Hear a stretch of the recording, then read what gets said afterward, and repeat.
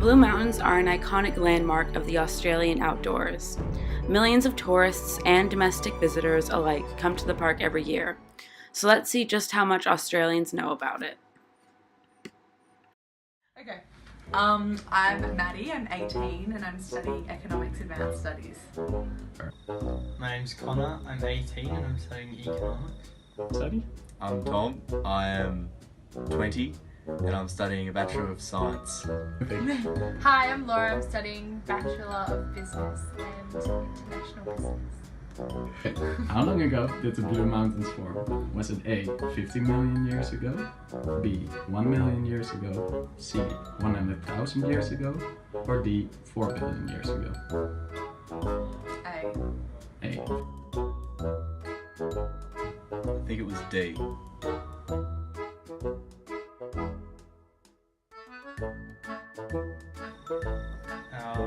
million years ago. What tribe originally inhabited the Blue Mountains? A, the Kunibichi tribe? B, the Tiwi tribe? C, the Daruk? Or D, the Wakalonga? Wakalonga.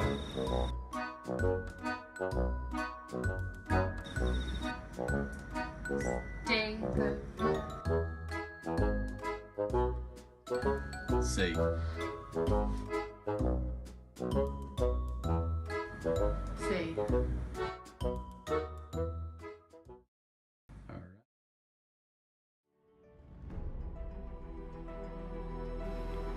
Archaeological studies show that the Blue Mountains were formed over 1 million years ago as part of the Kosciuszko uplift during the Pliocene epoch.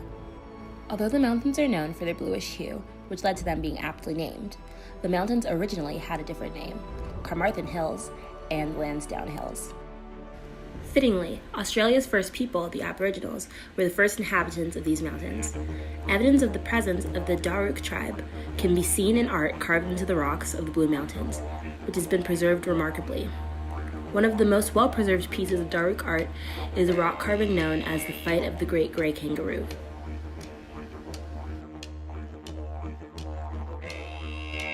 The rough terrain and lack of resources that were characteristic of the Blue Mountains made the region seem as though it was an impassable barrier for future exploration from the time of Captain Cook's landing in 1770 through 1813.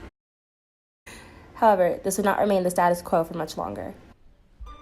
In 1813, Gregory Blaxland, William Charles Wentworth, and Lieutenant Lawson, along with 4 servants, 4 pack horses, and 5 dogs, set off on an exploration through the Blue Mountains.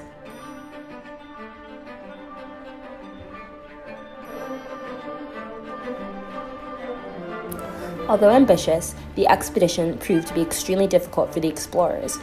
Some of the difficulties that they faced included insufficient food supplies, hacking through the thick scrub, and fear constantly of attack by Aboriginals. Their exploration took them 18 days, and on May 29, 1813, the Blue Mountains was no longer considered an impassable barrier due to them finding a sloping mountain to the west. The discovery of the Blue Mountains as a passable terrain proved to be extremely useful during the gold rush of the 1850s. Many travelers crossed through the Blue Mountains to Bathurst District, where gold was discovered. And then name 5 animals that live in the Blue Mountains. Snakes. The yellow-footed rock wallaby. Koalas. The pink galah. Possum. Australian eastern kangaroo. Common emu. And this is a hard one. The sulphur-crested cockatoo. That's so specific. The Blue Mountains are home to lots of incredible wildlife. The forest of the Blue Mountains is made up of a dense population of eucalyptus trees. The trees release oil in the atmosphere, which causes a scattering of short wavelength light. This produces a blue haze around the mountains, which the park is named for. The Blue Mountains contain over 100 species of eucalyptus. And yes, there are koalas there to eat it, but there are plenty of other unique animals living there as well, about half of which are endemic. meaning they only exist in this region of Australia and nowhere else. Some animals that are native to this area include, but are not limited to, platypi, sugar gliders, gray kangaroos, and water skinks. However, most species native to the Blue Mountains are considered threatened or endangered. And now, why do you think so many animals in the Blue Mountains are endangered? Because of humans are decreasing their habitat because for lands to live, and also cutting down their habitat. Yeah.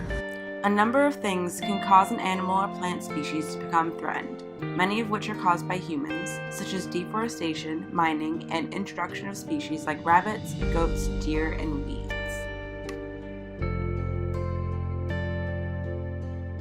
Most of the flora in the Blue Mountains has evolved to grow in low-nutrient soil. However, stormwater runoff from urban areas carries higher levels of nutrients and deposits them in the soils of the Blue Mountains. This makes the soil more difficult for the native plants to grow, and much more welcoming and habitable for weeds. In 2017, the New South Wales government enacted the Biosecurity Act, under which landowners have a responsibility to control the risk that priority weeds on their property pose to neighboring bushlands and properties. Other threats to the native environment include predation by feral dogs, introduced pathogens, and bushfires. Okay, if you would live in the Blue Mountains, what would you be the most worried about? Probably bushfires, Yeah, why? because the Blue Mountains are known for bushfires, so that'd be my main concern. Good evening. We've been praying for rain, but tonight there are fears dry storms rolling in could bring lightning and a fresh risk to the New South Wales fire emergency. Here's the situation right now. 61 fires are burning across the state. 13 of them are out of control. Authorities fear 3 blazes in the Blue Mountains could merge to create a mega fire stretching hundreds of kilometres. The Blue Mountains is one of the most bushfire-prone areas in the world. The population of 75,000 people is spread out over 143,000 hectares of land. Thus, it is crucial that the citizens are self-reliant and know how to stay safe in case of an emergency. Therefore, the Royal Fire Service has put an education program in place on the subject of fire safety called Plan and Prepare.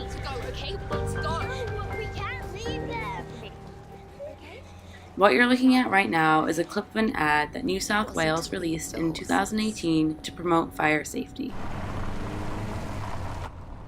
Farmers are taught how to prepare their land to be as fireproof as possible, for example by placing fire bricks on the edge of their land, and they are asked to make an emergency plan in the event of a bushfire, so they have a clear path to follow when disaster strikes.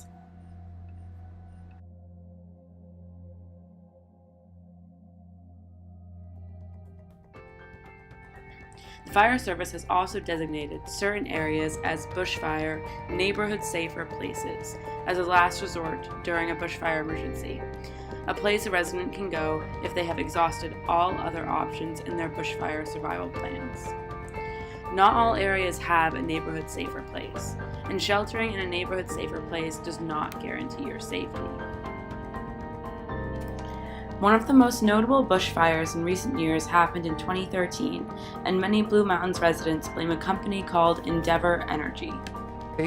He's one of 779 Blue Mountains residents who blame the October 2013 blaze on Endeavour Energy, accusing it of failing to identify and remove a decaying tree which fell onto power lines, sparking the devastating blaze. Their class action was seeking $200 million but settled for 18.